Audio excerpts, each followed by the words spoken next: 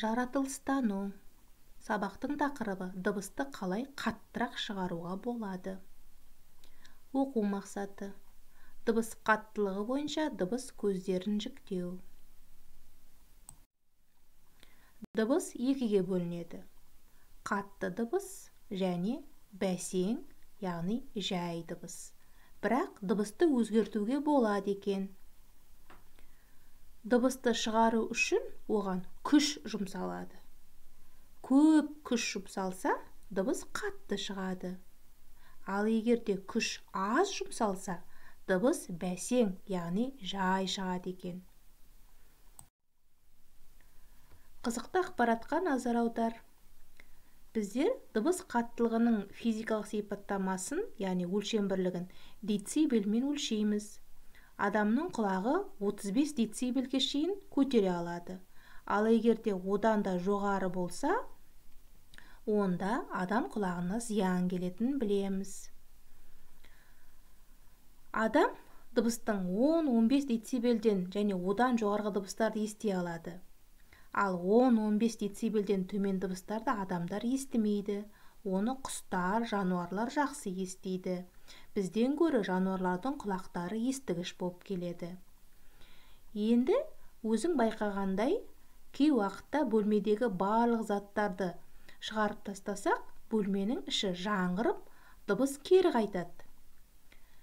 Яғни бөлмедегі дыбысты сіңіретін нәрселерді, кілемдерді, төсегіштерді алып тастасақ, бөлмеде дауыс жаңғырығып естіледі.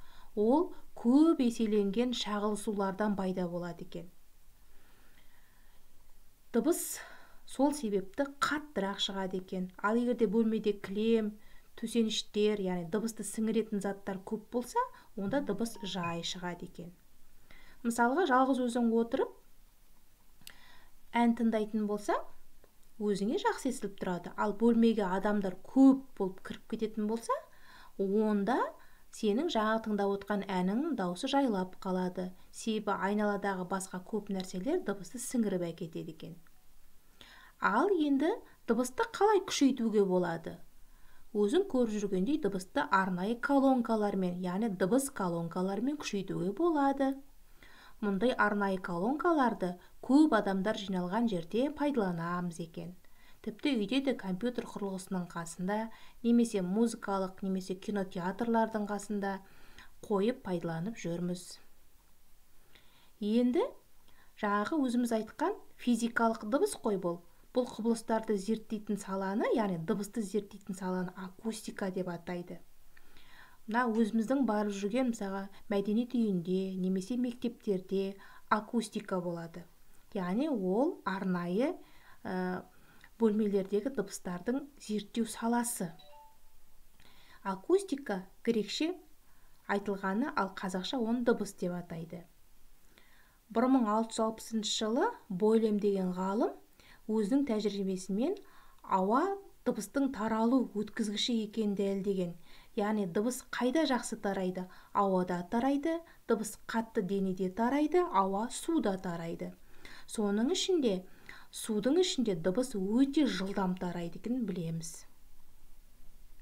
Ауада, яғни таралған дыбыстық толқындарды бойлық толқындар деп атайды екен.